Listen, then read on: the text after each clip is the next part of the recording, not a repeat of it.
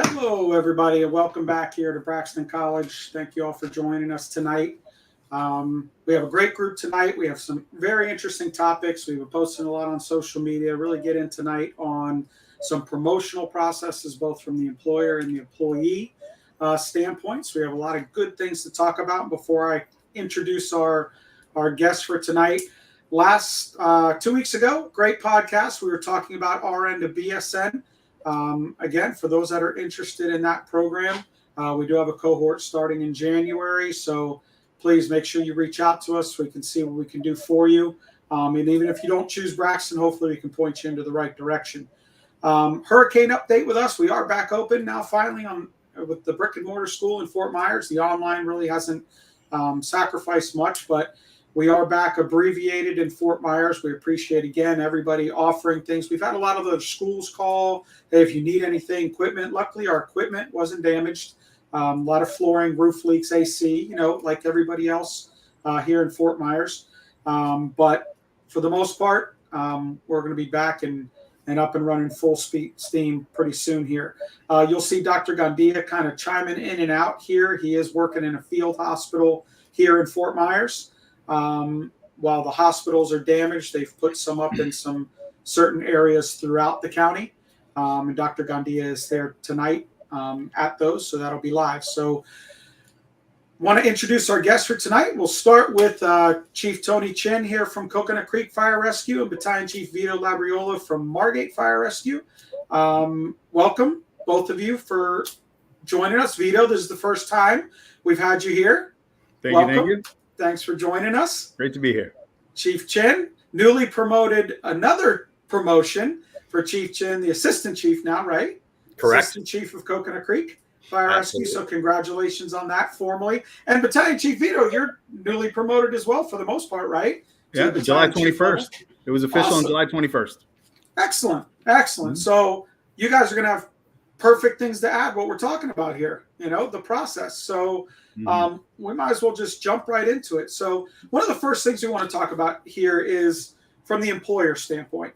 So, a lot of the candidates that may be watching or tune into social media and say, how can I best prepare? We're going to answer those questions too. But from an employer, it becomes difficult sometimes to really create an exam or to make a process that gives you the best candidate. And it would be different from each level, from entry level, which we will talk about, but lieutenant and driver, EMS supervisor, if you're an EMS agency. So, the exams have to be catered in order to produce that best candidate. So let's talk about that, Chief Chin. So talk to me, how would let's start with a line supervisor, lieutenant, EMS supervisor, someone like that. How would you develop a process, do you think, that would bring you to that best candidate? So first and foremost, you want to make a fair yet challenging exam. Very common to what we do on an everyday basis. You don't want to have a scenario that is so outlandish no one's ever going to run that call in their life. You want to make it a simple call and you want to see how good they can actually perform. For me, I am a technical person, but I really want to see leadership potential, especially when we're talking about lieutenant, captain, battalion chief. I want to see how the person reacts during the scenario. I want to see their leadership style, and it could be any of the styles that's in the book. But I want to make sure that that person has the potential to lead a crew, whether it's a simple call or a complex call. So when we look at, a person that needs to groom themselves or get better for an exam, I tell them, listen, you need to do the basics good and you need to do the basics great first. You're never going to be amazing if you don't have the basics. And a lot of the times we see these exams, a plane into a nursing home. I mean, we're never going to see that call ever. And we're never going to be good at it, thank goodness. Yeah, but how about running a cardiac call? How about running a cardiac alert? Or how about running a simple motor vehicle accident with multiple patients? Those are the calls that we could run anytime the bell rings. And those are the ones that I look for the potential of leadership in that particular person. So you're looking at leadership, right? So you didn't mention too many times skill set, right? It was mostly leadership. How can you guide? And a lot of that time is, how were they guided? So they're going to learn from the people around them too. So that starts with the agency themselves. Are you preparing these people for what you want in an officer and a supervisor? Because if you're going to test them one way and treat them a different way, well, then, you're not going to have the best candidate. Do they fit with your system? What do you think, Chief? Vito. Yes. So I agree with a lot of what Chief Tony said. But I look at this like this is a multifaceted approach. And I do agree leadership is paramount in our profession. It's a dying art, but it can use a shot in the arm. And we can do that as chiefs. So I believe that the exam should be catered to the specific position. That's number one. Number two, these individuals should already be prepared going in to the promotional exam because they have policies, protocol, procedure that they need to keep up on. And we need to be looking at, as we're preparing for this exam, high risk, low frequency calls. That's more than likely what might be on these exams. We run, at Margate, we're running 9,000, probably 7,500 medical calls a year. Pretty proficient. I want to test them on critical thinking, gray area calls in which they're going to use their leadership capabilities to make it happen. But like I said, there needs to be different layers to this testing process. I believe there should be a written exam that's good for comprehension, retention, test taking abilities. We need to be able to do that as officers. I truly believe there also needs to be a practical, especially when we're talking about driver engineers. Practical approach, the only proof of ability is through performance. And I think that practical, you get to watch their leadership skills. You can see it firsthand. And it's really the only way to tell if they're capable of doing the job is via the practical portion. And then what I'm accustomed to is you top it off with an interview. That's where you really get to know your candidate, where the candidate needs to sell themselves and say, hey, this is my education, experience, my awards, my tenure. This is it. And ask me questions. So it's funny you bring that up because you talk about an oral, and I have mixed views. We should know our people for the most part now, depending on the size of your agency. But the quiet ones that are around the station that really are good employees, they have the knowledge. And, when they come to an oral interview where they're allowed to express what they've done, what they're thinking, it's amazing. You go, where have you been, for the last 5 or 6 years at the kitchen table? So when you give them the opportunity to talk in an oral interview, a lot of these people will surprise you with their ability to come forward and what their goals are. But that gets you back to what questions you should ask. Should I be asking technical questions on an oral interview? But I'm already testing that in a written and a practical format. So if I want to know what kind of leader you are, maybe that's my simple question. What kind of leader are you? And how does that match our upper management style? That doesn't mean they always need to be the same, but if they're not, then it's hard to maintain that vision. And Doc, I'm sure you see the same thing in the ER. You have people that move in and out of management levels, and you're like, how in the world, who talked to this person before they got this job, right? And it can't just be merit on loan, right? Right. No, and it's really, I think part of the thing is them knowing what they're getting into. I'm going to be a lieutenant. I'm going to be a captain. What does that encompass? What am I getting into? And am I ready to do that? The other thing, which is always good that I like to ask is, what is the vision? Like if I'm looking for an assistant in the emergency department and so forth, what's your vision for the department? Where do you want to go with us? Do you see issues and the usual stuff? If there are issues and problems, how are you going to fix them, right? And truthfully, that's going to be on your desk and on your plate on an administrative level. So you always like to, especially I think oral interviews are really, really very important because it really gives you a feel of the passion for the department, what they want to do, what their vision is. Because just like you guys have been saying, and like Chief McGrath just mentioned, there's somebody there that's been quiet, and then all of a sudden comes up with these ideas that he's just been sitting on and has been afraid to to talk or lean forward. So I think something like that is really important. And I think that you're obviously the people that do the interviewing have to be sort of on that same page of where we headed, where can we kind of lead this person to, etc.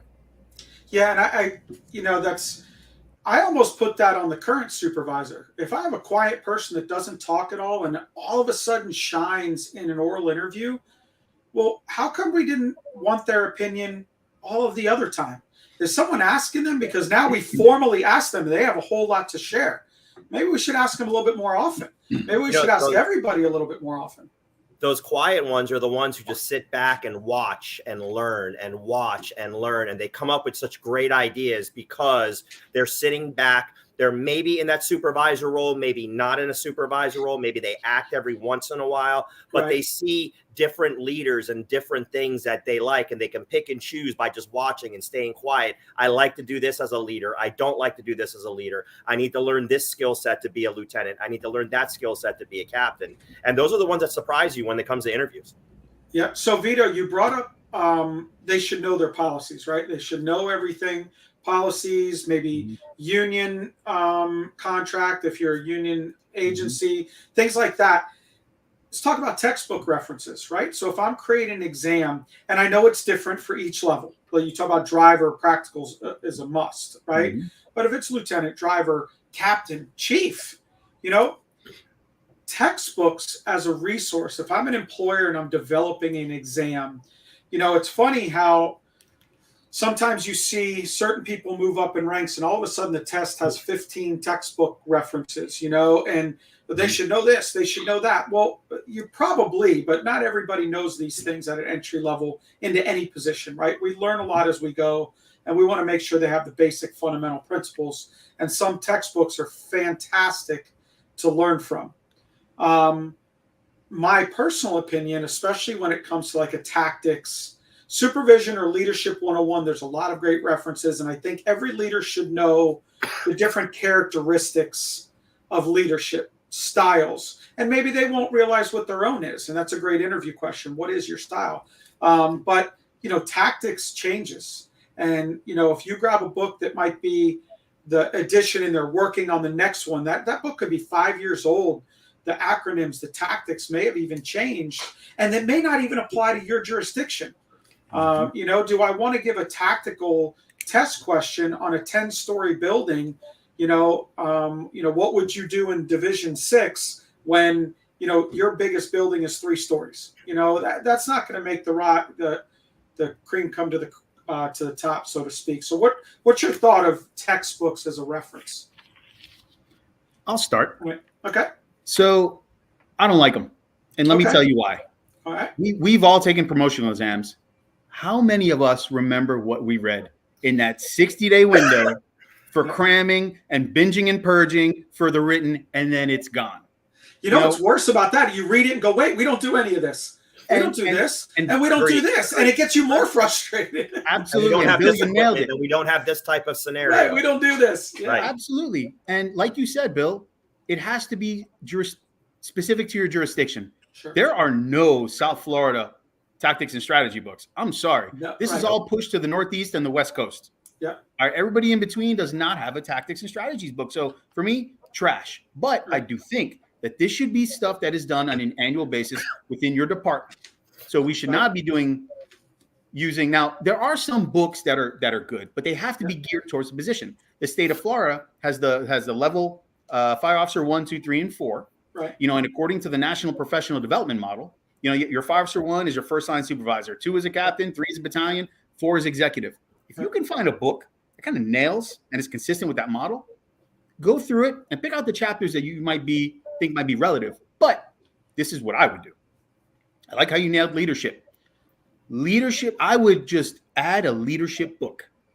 Yeah. Here's a leadership book. I want you guys to read this book. You might be tested on it, but read this book. What that book is going to do, it's going to incite something in all these candidates about different leadership styles. I don't want a candidate who has one specific leadership style. I need a candidate who has an arsenal of leadership styles. It has to be situational leadership. And I do think that giving them a book and saying, you might be tested on this, is a great entry point for leadership development.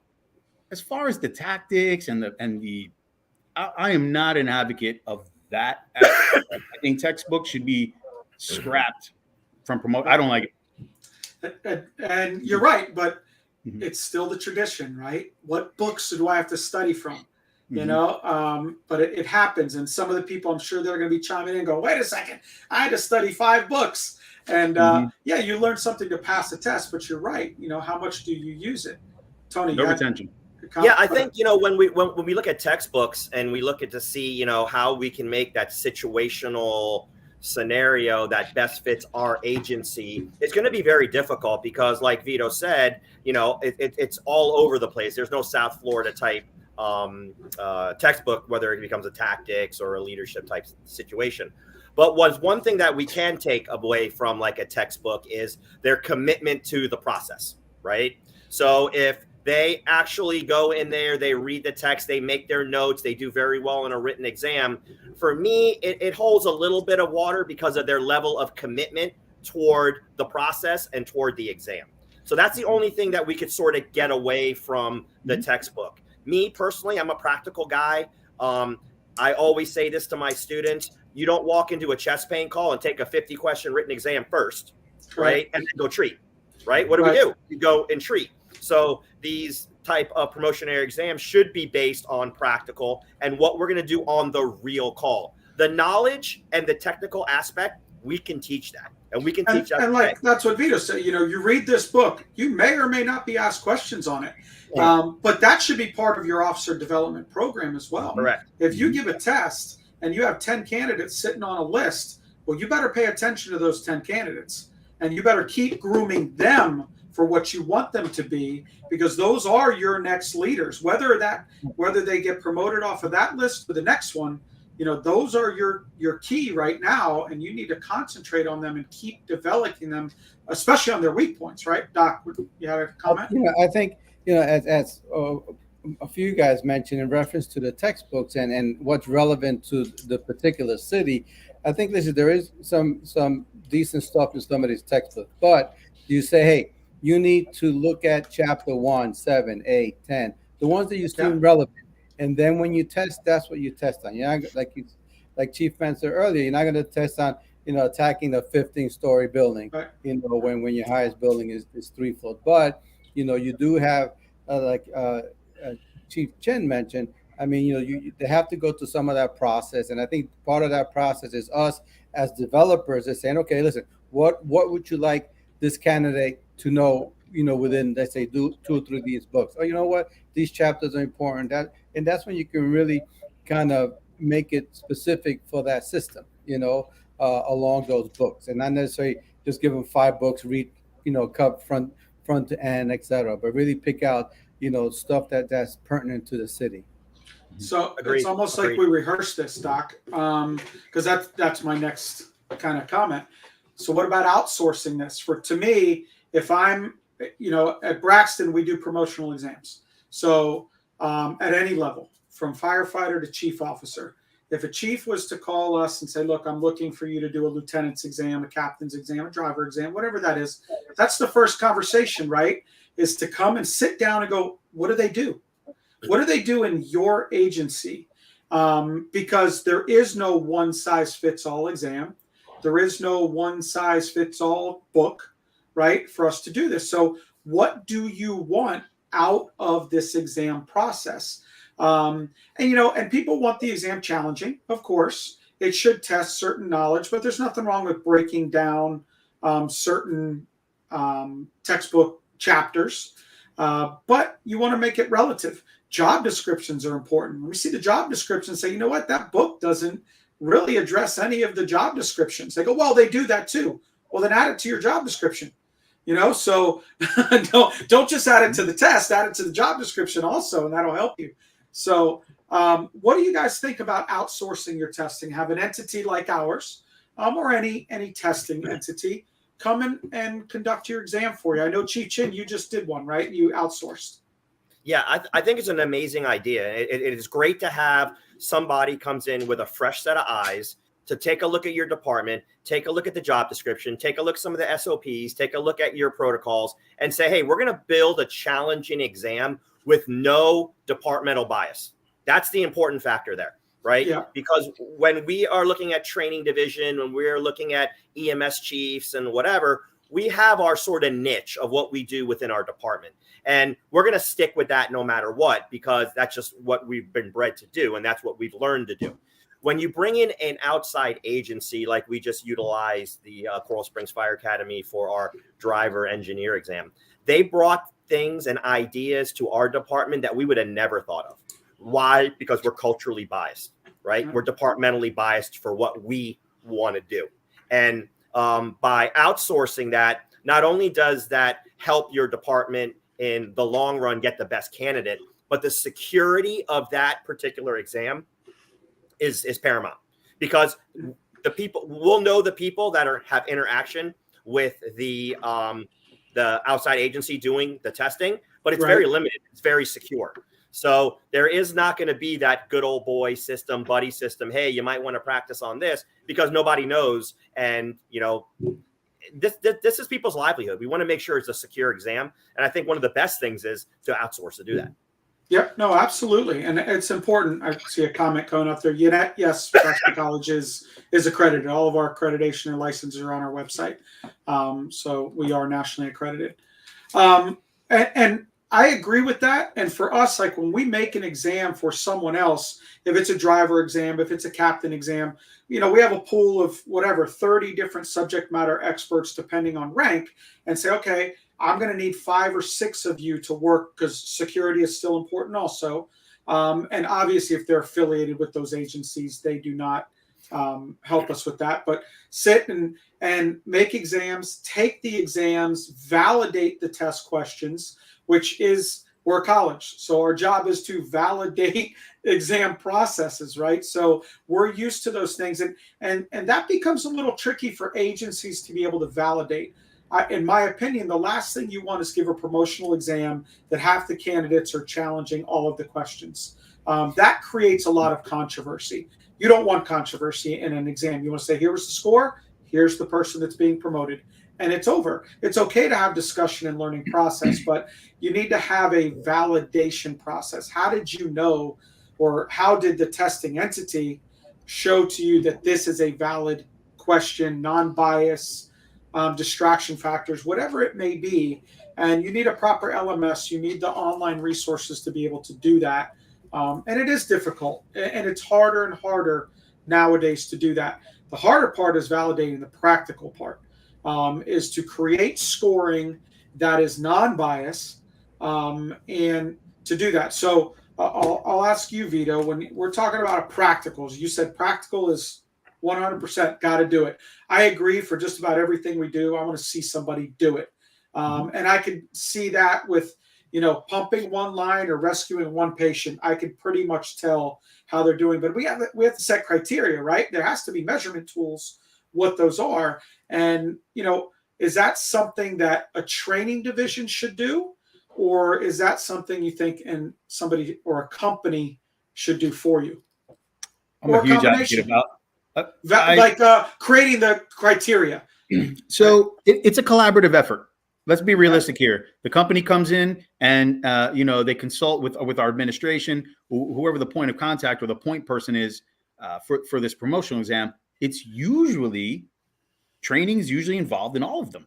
You know, I mean, those are our true subject matter experts in our department when it comes to training and retention and scoring and things like that. So I believe we should be outsourcing. It gives it more credibility. It's more objective. You know, it's better for validation purposes, and it takes away the favoritism and the inside, you know, the insideness and the good old boys club. But I wholeheartedly love and agree with outsourcing, even for the practical. And listen, I've sat in on, even for the interview portions, I've been, you know, an evaluator for private companies for other departments. I mean, I don't know any of these candidates. Right. You know, and I'm objectively scoring these people. So there is a huge benefit to outsourcing your promotional exam. Absolutely. Right. You know, one of the things I wanted to mention that Chief touched on is the fact that since we're a college, we validate tests all the time. We validate whether it be our in the AS and BS degree programs, or we're certainly in the EMT and paramedic programs. In fact, me and Chief McGrath, you know, once we get midterms and finals, we look at the questions, and we really go through it. We do what we call an item analysis, and that means that, you know, I look at a question, and then let's say whatever, less than 50% of the students got it right. Then I take a look at the national average and we say, you know what, less than 30% of the students got it right. So let's go back and see, is this just a bad question? So those validations are really important. I think along with with us having validated tests and being very experienced on validating exams, it's also what happens thereafter. What do we give you as a raw score?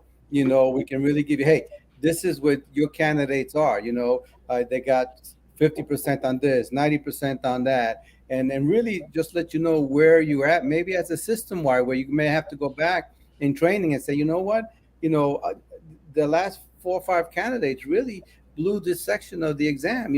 Where are we in training in that way? So I think that's where it really helps us a lot in validating our exams. That's a great point. I think that's a big thing that agencies don't utilize.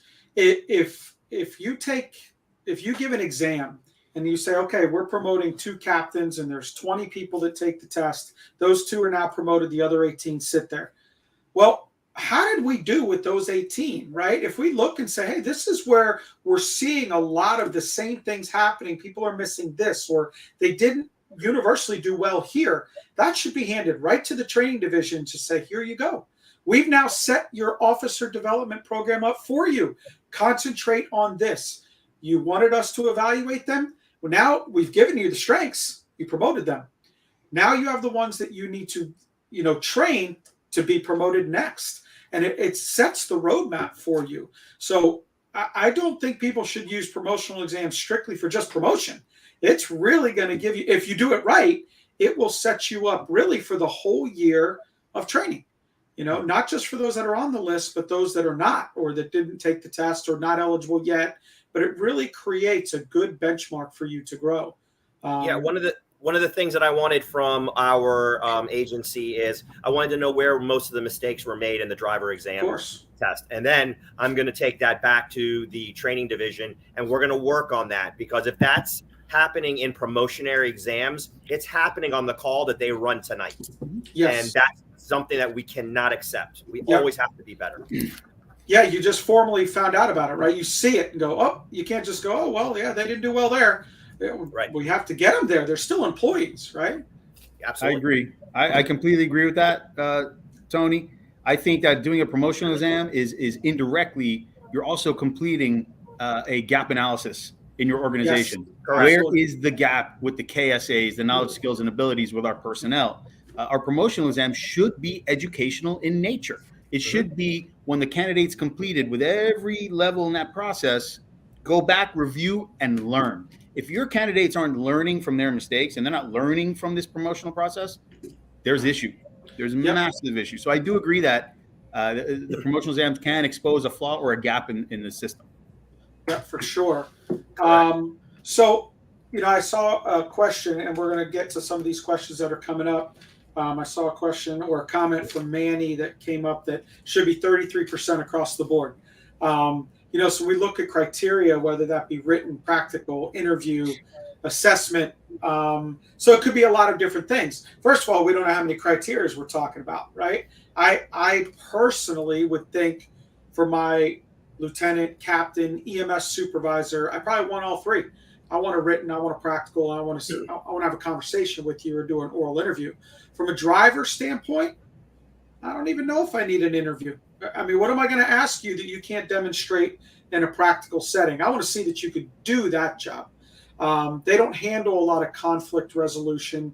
Of course, you can ask them questions. The captain often tells you to do this, or the chief orders this, but the interior crew is saying this. There's plenty of questions to ask, but is that going to bring you the top candidate that you want for driving an apparatus or pumping in a fire? So I agree they should be equal portions, but I've seen that both ways. In some of our agencies, the oral interviews were ranked very high, or the written was very high, and that may not be the best clinician you want. We all know some people that can't take very good tests, but are just phenomenal on scenes, regardless of the complexity of it. And when it comes to just overall leadership, they're outstanding, but not good test takers. So, again, what does your agency want to, try to test? Yeah, I think you're 100% right, Chief, because I think like for the driver, do you make, the driving portion and the hands-on portion, 50% of the thing. Right. If you're having a lieutenant, who's going to be a new leader, do you have really his interview, his personal Yeah. skills, trying to figure out conflict resolution skills, do you make that 50%? So I think, with whoever, comes and do the testing as an outsider, maybe that's a discussion that you have and say, listen, you know what? For this test, I want the engineer driver to have 50% on here, and the rest is whatever. And maybe for a lieutenant who's going to be a new officer, listen, I want his interview to be accept this amount and so forth. And then we can send gear it that way. Maybe we'll focus more on the interview and that when we have the panel of folks ahead, these are some really important questions that we need to ask, because this is really the bulk of the interview and the testing. Yeah, and that gets back to job description, right? If I see somebody that says, hey, lieutenants are primarily, they train the new employees, or they, okay, well, then there's your practical. Teach me something. Train me. Here I am. You have 5 minutes to prepare. I want you to show me or teach me about this device. See, they're interpersonal skills, right?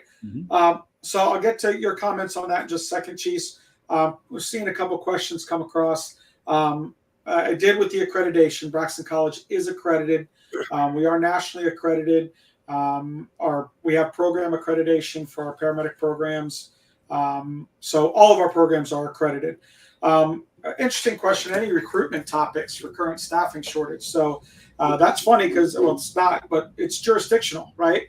There's, the way a lot of these agencies that we're talking about in South Florida, that they overcome that is pay.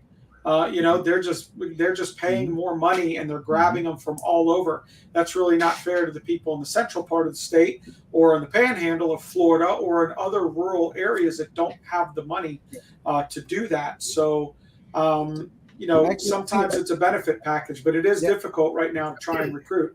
Yep, I think location, and I think actually that's probably a great topic for one of our other podcasts coming. That we can discuss all that, and who are we recruiting, who are we getting out of these schools, et cetera, and how to better do that. But I think location is such a big problem, because I'm fortunate, and Chief and I do some work down in the Keys, and Key West is a perfect example. Who the hell can afford to live there? So folks stay there and they take off. So it's not, even though there may be a decent pay, unfortunately the area is so expensive that people can't really stay. So there's a lot of variables to that. I think location is probably the biggest variable of all, truthfully. And while we're on the employer topic, I would encourage all of you that are employers that are maybe watching this saying, hey, we're getting ready to test. Maybe I'll get some ideas listening to these guys on this podcast, right? I would visit your schools, build that relationship, and be able to walk in with it. When's your next class graduating? And don't think of just your bounds, start to kind of venture out, because you'd be surprised. You'll walk in there and say, hey, I have 3 openings right now. This is where you get our application. People may not even know about your agencies or what you have to offer.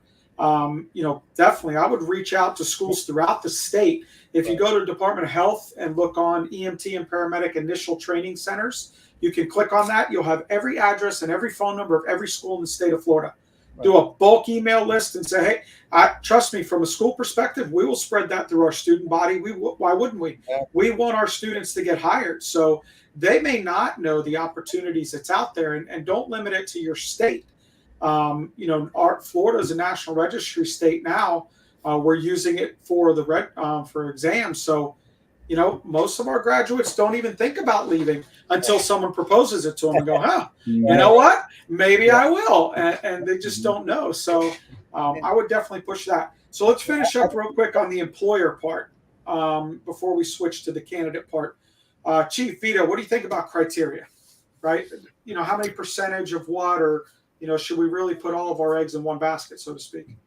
I truly believe that depends on the position. Okay. We're talking about driver engineer. Listen, it should be a 45 for the written, 45 for the practical, 10% for the, the interview is just not pertinent to the position. The drivers, all they really do is, they do their driving job. Very important. Don't get me wrong. I don't want to piss off any drivers that are watching. Yeah, you're going to comments. You're going to start coming up, right? They're going to start popping up with their comments. But it has to be pertinent to the position. I just tested for battalion chief. I took a written, very important. I have to know policy, especially on the fly policy. Right. I call on the fly policy in the event that I'm on an emergency scene and I don't have time to reference a policy or a procedure. I need to know this stuff, Right. What else? We did a practical scenario. We did a workers' compensation, an accident reporting, a command scenario. Very important for battalion chief. Oh, yeah. I got to know command and control. Sure. And the interview, I believe, is extremely important for battalion as well. Get to know your chiefs. Get to know their leadership styles. Get to know how they handle employee conflict. What is their passion with professional development? These are things that I think are important for that position. Lieutenant, that's different. I mean, medically driven, but can still be first due on a fire. And it's extremely important when you're first due on a fire to know what you're going to do without water.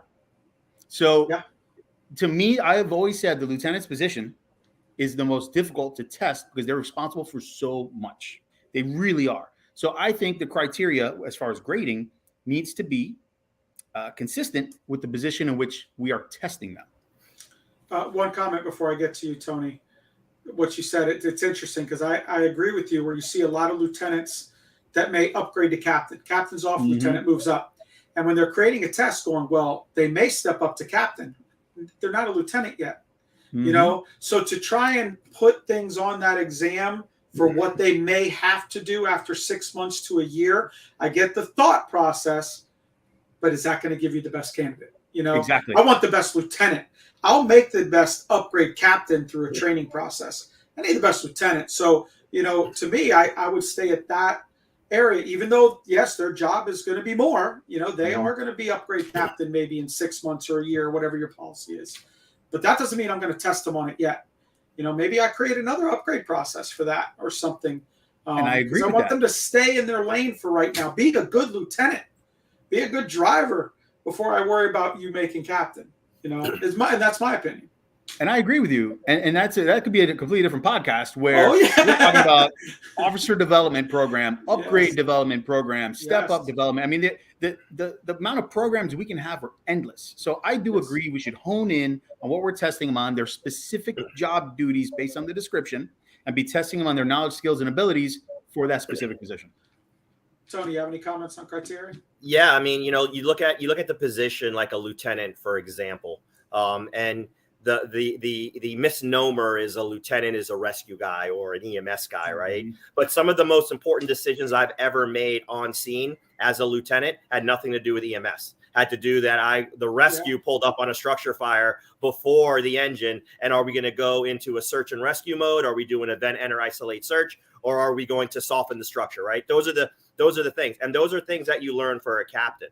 So when we understand the position, whether it's a lieutenant, a driver, a captain, we need to make criteria based on the least common denominator to something to put them in an uncomfortable position, because those are the things that create what type of leader you are. And do you know the book? Do you know the policies? Do you know what you need to do? Because listen, a chest pain call is a chest pain call. We're going to run those calls. They're important, but we get the sheer magnitude of the chest pain call and the quantity we're good at, right? Yeah. We're good at, just talking with us amongst here. Think about the last time a rescue pulled up on a structure fire first, jumped in a window and made a save.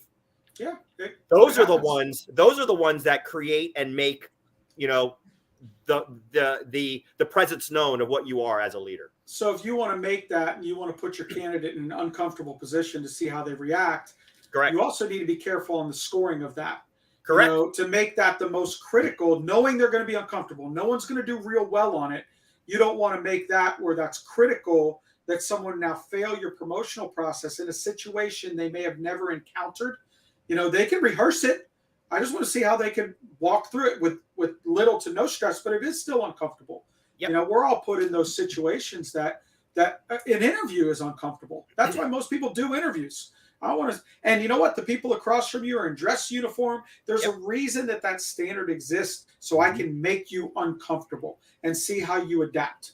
And really, if you think about it, if you don't make the person uncomfortable, you're going to have scores 99, 98, 97. Yes. All of them are going to be, really compressed, and you're not going to know who the best candidate is for your position. And last thing I'll comment before we switch over to the candidate side, I was working on an exam with another agency, and they had closed circuit TV in the waiting room when the candidates walked in, so they were being filmed, and the reviewers were upstairs, and they would sit down waiting for their turn, and they had citizens come in and sit next to them strategically in the waiting room and bring up complaints about the department, and they wanted to see how that candidate interacted with the public without rehearsal.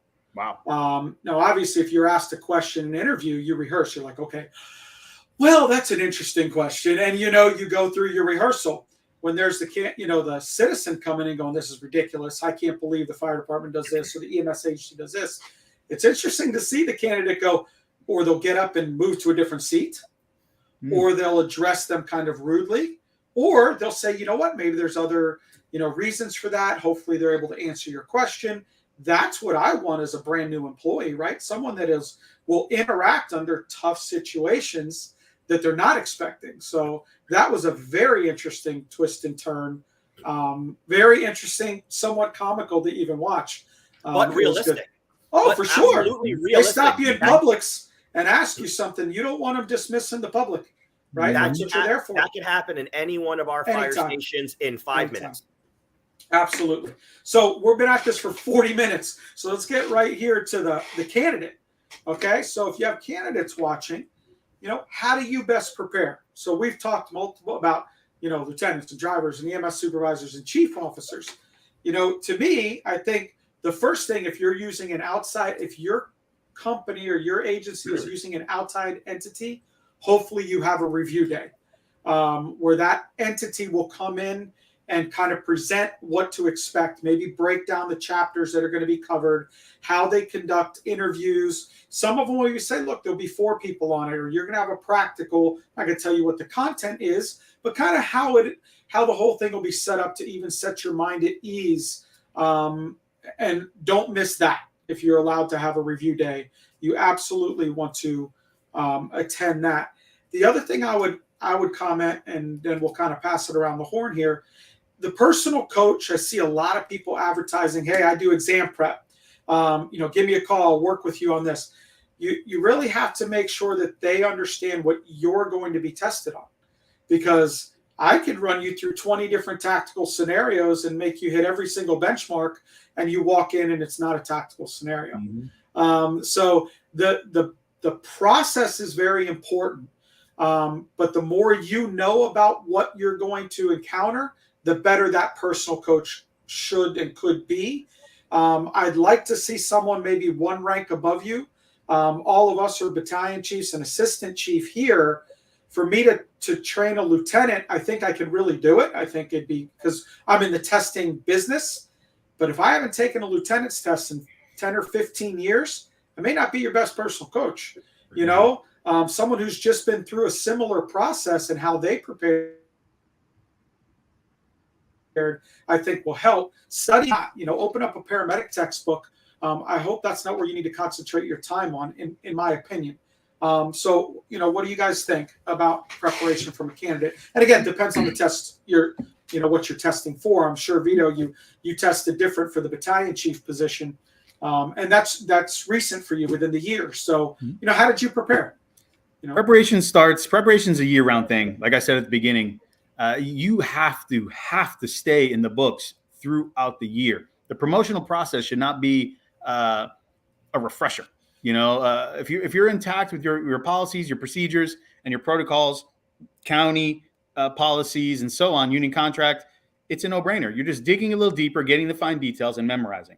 But for me, it's resources, it's mentorship, using the relationships that you've built throughout the department, finding your test takers, finding people who have used this assessment center or the fire academy or Braxton, and saying, what did they bring you and what was their style? Yes. So for me, it's about resources, mentorship. And to be honest, I noticed that people struggle with the written more than anything. Yeah. So, you gotta construct a plan to be able to tackle this process. And it's difficult when it's a 3-layered approach, but you have to construct a plan. And for most people, why they struggle, Vito, is they rehearse this or work on it 60 days out, not year round. Exactly. How many times have you heard, hey, are you getting ready? We're going to be doing a captain's test in 6 months or so. I'm waiting to see what books they're going to put out. right? Nope. I mean, how many times do you hear that? A lot.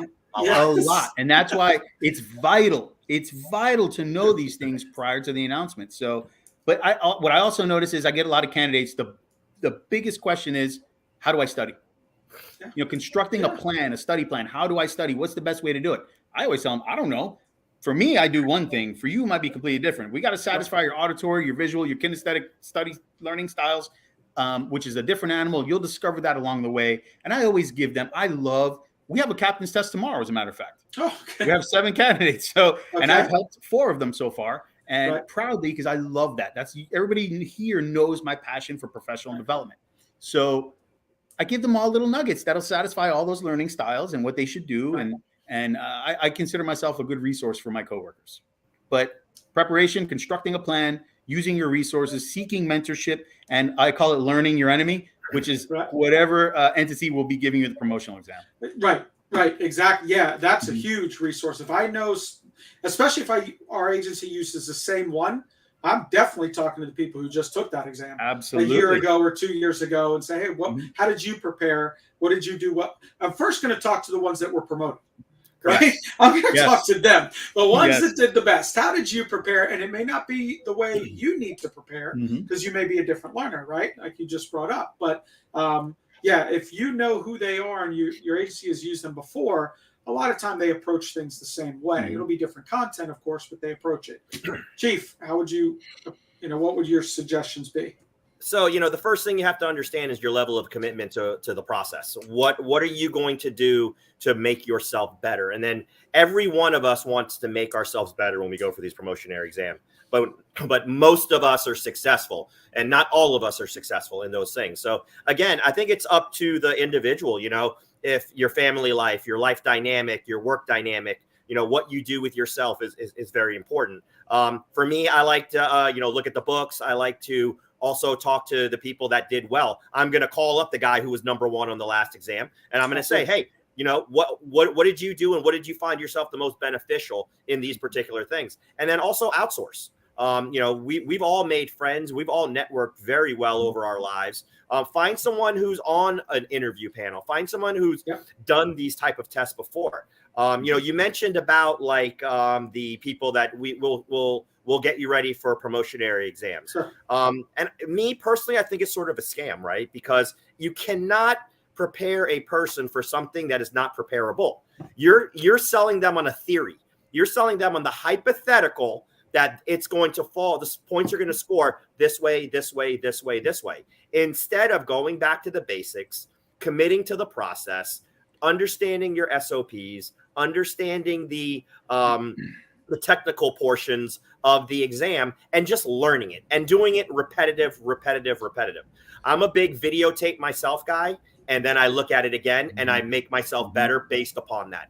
And I think a coach helps you with a process. Yeah. Right. So maybe they can evaluate you and help you and say, this is where I think you should concentrate your study time on.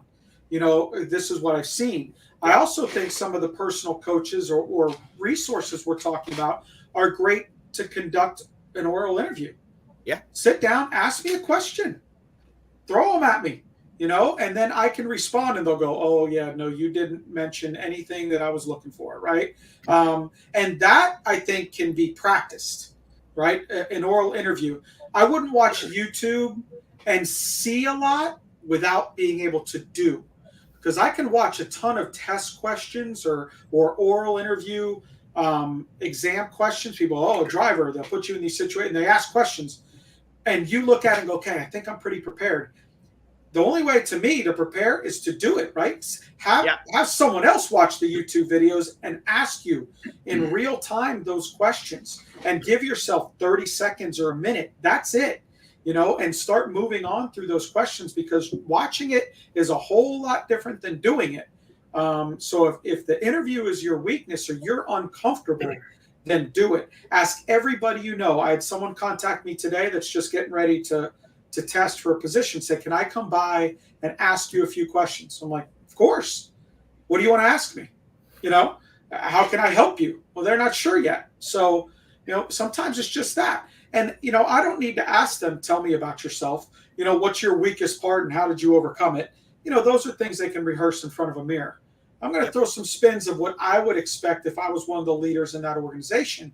But then again, if I'm not, anything is fair game.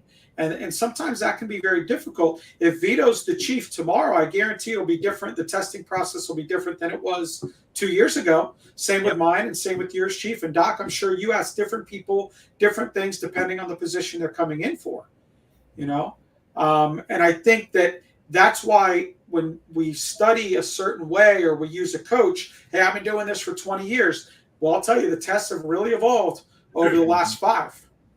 So if you're heavily involved and you do it for a living, maybe you are good at it. But if you're just, I helped somebody that last year and this one, it's too dynamic.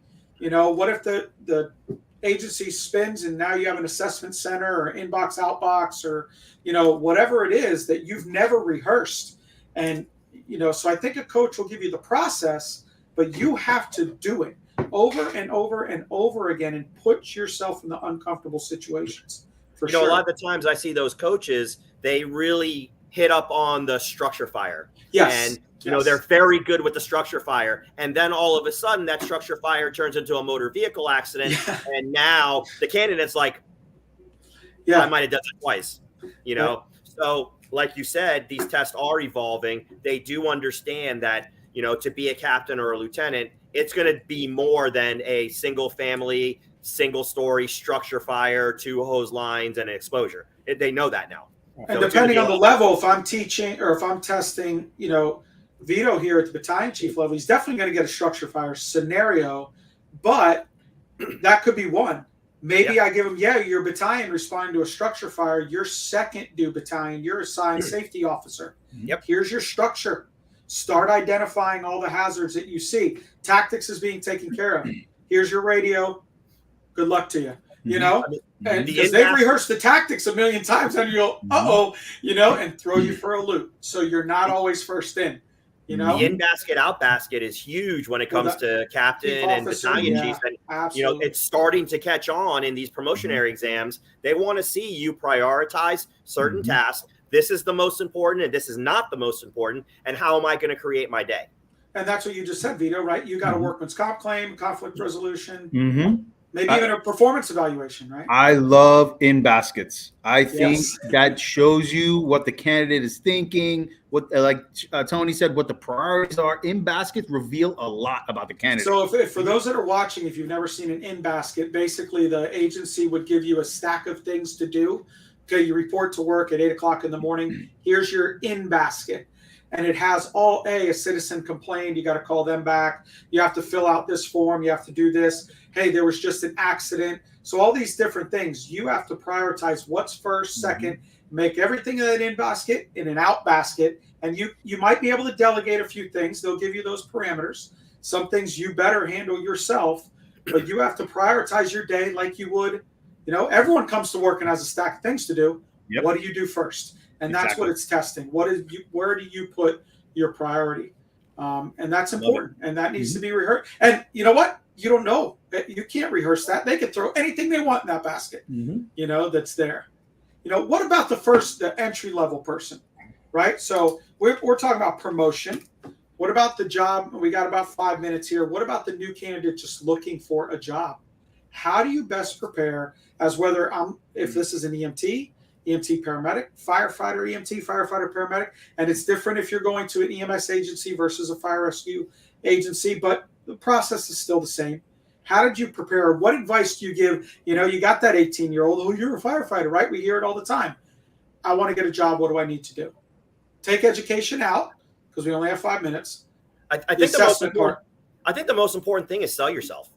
Tell us what you bring to the table. Let us know how valuable you are going to be in this department. I've sat on so many interviews over the last year in my position, and it really, these people don't know how to sell themselves and let me know what good they have done.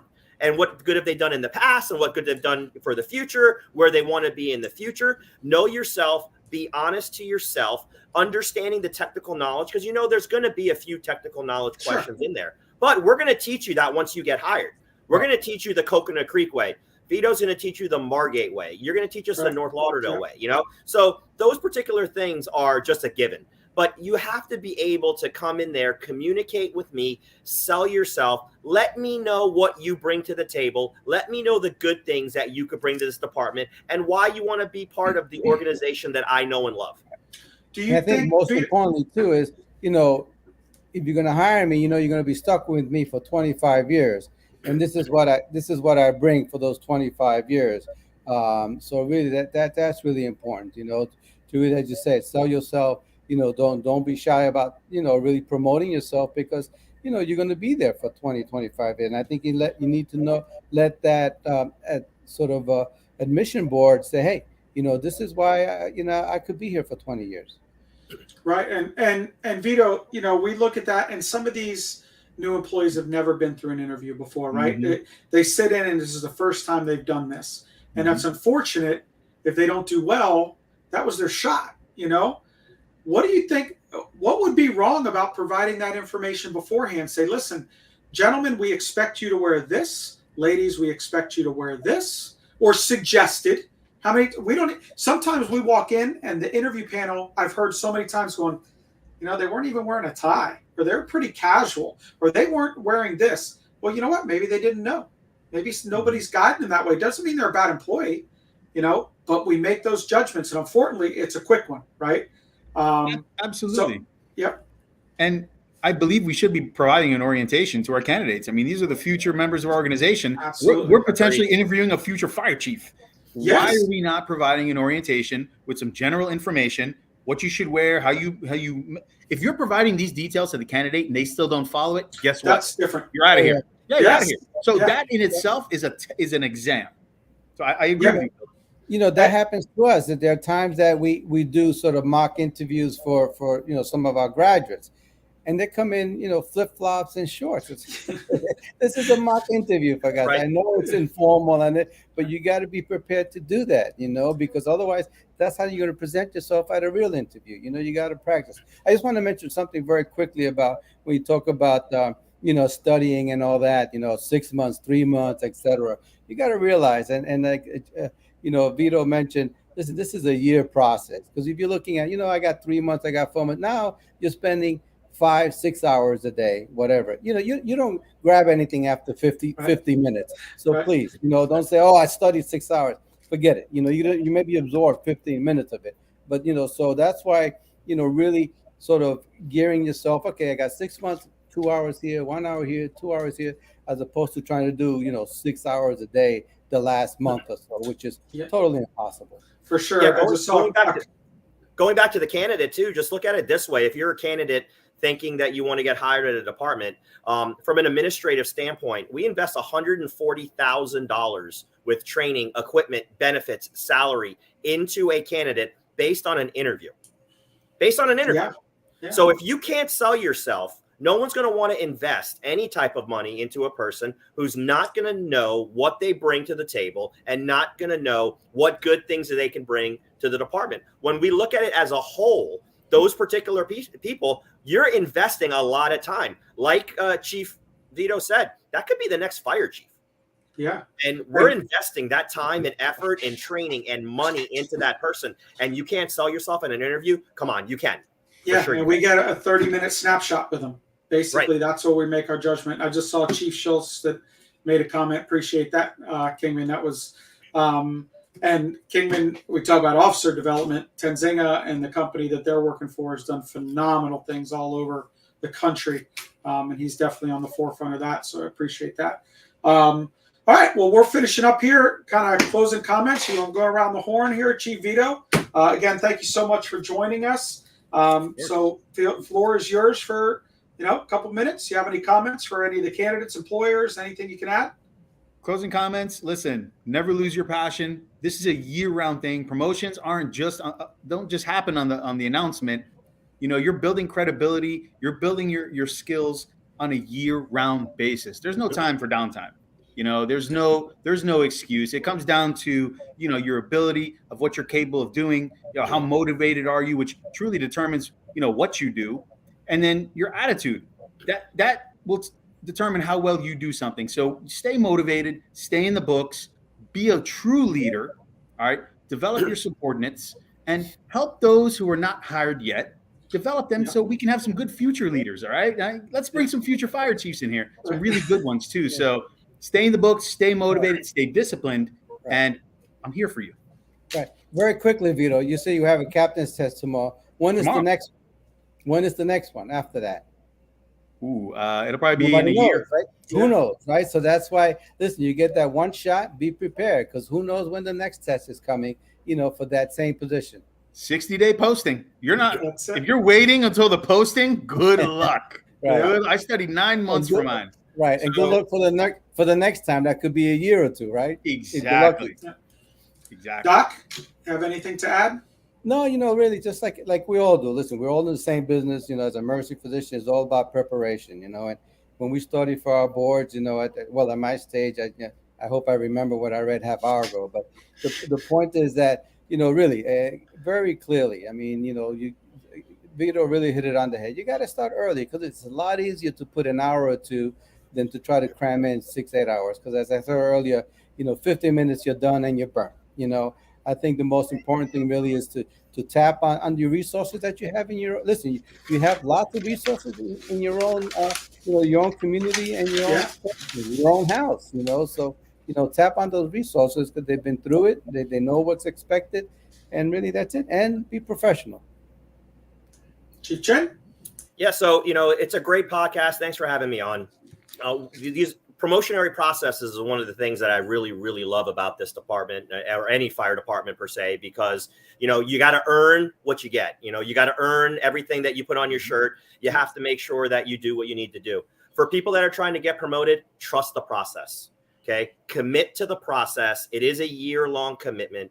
There's 100 years of fire rescue experience on this podcast right now. And we learn something every day. We learn something every day from either myself or you guys or somebody that could even be a firefighter. Commit to the process. Make sure you put in the time. Make sure you put in the effort. I've always believed that if you put in the time and the effort, you will be rewarded. You may not be number one, but you're going to be in the mix. Okay. So, and I think it's important to understand the process and commit. And whatever your level of commitment is going to be, who you are. For candidates that are trying to get hired, be who you are. Don't try to be something that you're not. Come in, sell yourself. If I told you I need to invest $140,000 into something, you better sell it to me. You better sell it to me to make sure that that's the right thing. And just come in and tell me, hey, I'm good at baseball.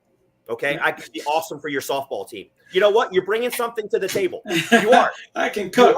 Yeah. Anything. I can cook. That's even better, right? But at least sell yourself. Don't come in and just give me the typical answers. I want to help people, because every person is going to say that. Every person is going to say that. Sell yourself. Be true to who you are. Communicate with the people there.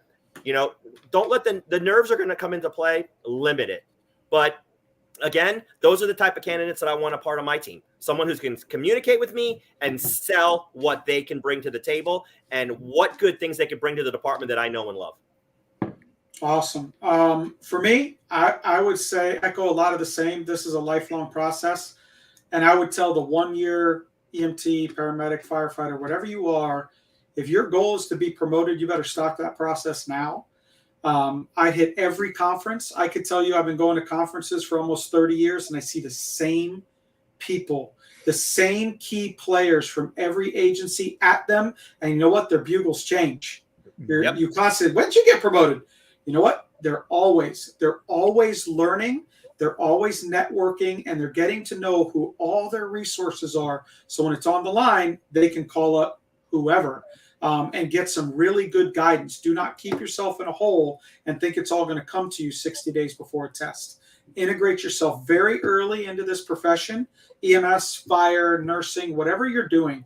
Go to as many of these conferences as you can, local and nationally, and you'll learn what's new out there. You'll get better at every process. And education, to me, obviously we're in the school business, it is foremost. If you don't have a degree, to go get the degree, because when you're ready to get promoted and you don't have it, you're going to struggle. I get calls constantly. Hey, we have a promotional exam in 6 months. I need to get my bachelor's degree. I'm like, good luck to you. Get ready to take the next one. So that, do it now.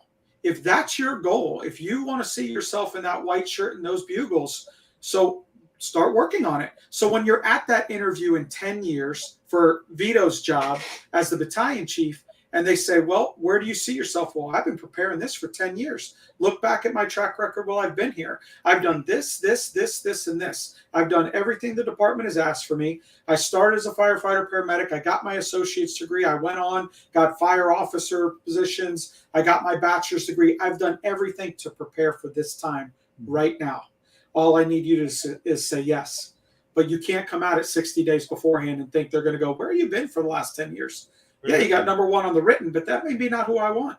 I want the one that's shown me. So start showing it from day one. Commit, like Chief said, Chin said, go through that, commit the process, but it starts now for whatever level you want. Even if you want to be the fire chief, or the EMS chief, wherever you want to be, start putting that goal in and start working towards it. And don't let anything get in the way. Don't make one test that you didn't score number one to be in your way or stifle and say, well, I'll wait for the next one. Well, you better prepare for the next one. Take more classes, get more educated. And you know what? Start volunteering for exams. If you hold rank right now, if you're a lieutenant or you're a captain, you better start contacting companies like ours and some of the others out there that do promotional testing. Say, hey, if you ever need a lieutenant or a captain to sit on an interview, I'm here. That's a great experience. So when you're on the other side of the table, you kind of know that too. So that's, again, part of the commitment to this job that will pay huge rewards to you. There's so many different ways of doing things other than your own agency. And that comes up in interviews. What can you bring? Well, I can bring a lot. What else? I've seen this, or I have different ideas. Come with a plan, to those things. And that's really important to sell yourself. And just like Chief Chin was talking about, if you're a new employee, you better know about the agency you're coming to test with. Don't let them ask you the questions. You're going to give them kind of some dialogue of what you can bring to that agency, not just what's on their website. Most do that. You can go in, and I've had people come into the fire station and go, hey, I'm interviewing here next week. Can you tell me a little bit about what you do? I would never say no. I'm going to say, well, what do you want to know? Come on in. I'd love that. Those are the ones I want to see on the interview, right? And students understand this is a small community. Many chiefs call around to the schools and say, hey, got any good candidates coming out there? I'm looking for a position. Can you recommend anybody? And I can tell you, as you were as a student, that's the only thing we could see is how you would be as an employee. Very, very important. It's a small community for sure. Every day they're at the station, they're interviewing. Agreed. Yeah. And you better take it that way when you're riding as a student. And some have been excellent. I see a lot of people introduce themselves and do the right thing. I have others that go into a hole, read their book, and I don't even know their name before they leave in the day. So that's not what we're looking for either. So thank you, guys. I really appreciate your time. We're going to be back on December 7th for our next podcast. Just stay tuned on all of our social media channels, see what the next topic is. And again, I appreciate Chief Vito, Chief Chin, of course, Doc, always the staple here at Braxton College. So everybody have a good night. Stay safe, and we'll see you in a couple of weeks. Thanks. Thank you, guys. Take care. Bye-bye.